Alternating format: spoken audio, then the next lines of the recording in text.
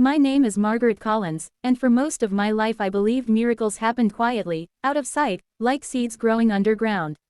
I never imagined one of those miracles would happen in my old cluttered garage, built not by engineers or investors, but by my quiet, brilliant adopted grandson, Ethan Collins, a boy who always carried wonder behind his shy smile. Ethan came into our family at age 6. He was gentle, observant, and endlessly curious, especially about how things worked. While other kids filled notebooks with doodles, Ethan filled his with diagrams of gears, pulleys, and untested ideas.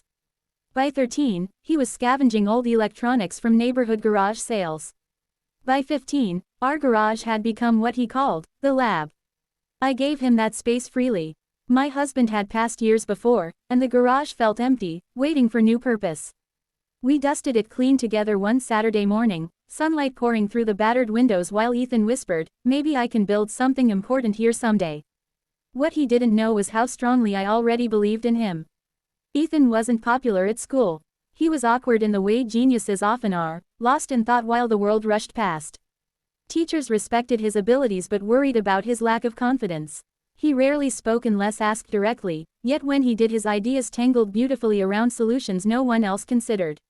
One fall afternoon, he came home unusually excited. "Grandma, what if we could help people who can't lift things easily?" he asked, setting his backpack down with new urgency. "Like seniors, or people recovering from injuries?" I leaned closer as he spoke, about mobility struggles, limited independence, and the lack of affordable aids for people needing daily support. "My idea is some kind of lightweight lifting device, something wearable, cheap, and safe." Thus began the project that would change our lives. The garage transformed from dusty storage to Invention headquarters. Ethan dismantled lawn tools, repurposed metal tubing, salvaged motors, and spent countless nights hunched over spreadsheets pinned beside pencil sketches. I brewed tea while listening to his doubts. "Do you think I'm wasting time, Grandma?"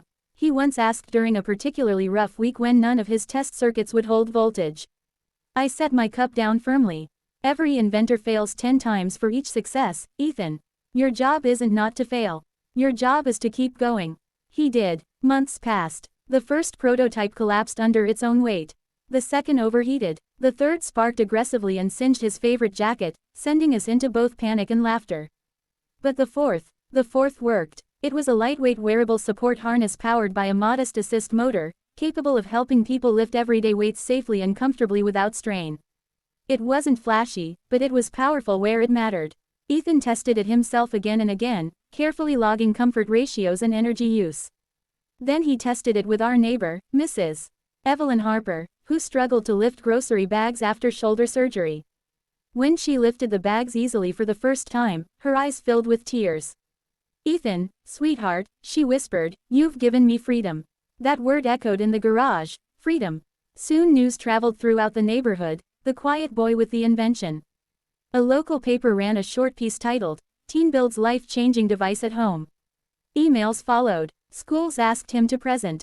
Community centers requested demos. Ethan stood trembling behind folding tables, but each time he gained confidence.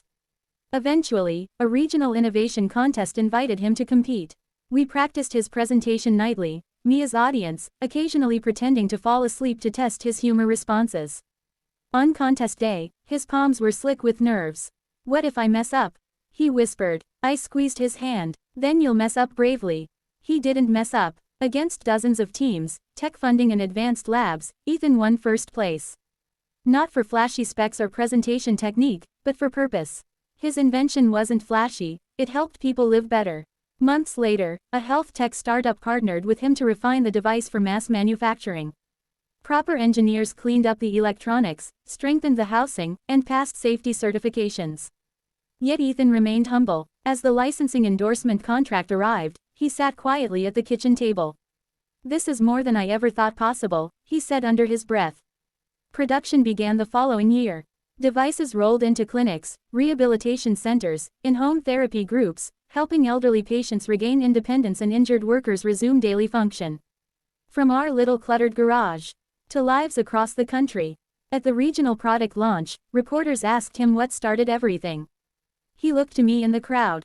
"My grandma gave me a place to dream." Today, our garage remains mostly the same, A chalkboard wall filled with equations, solder burns along the bench, and Ethan's first failed prototype resting proudly on the corner shelf. Now grown, he's studying biomedical engineering while continuing innovation projects for underserved communities.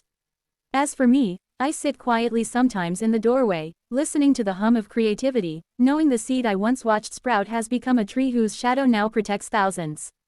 Miracles, I've learned, don't arrive loudly. They're built, one dream, one garage, and one believing heart at a time.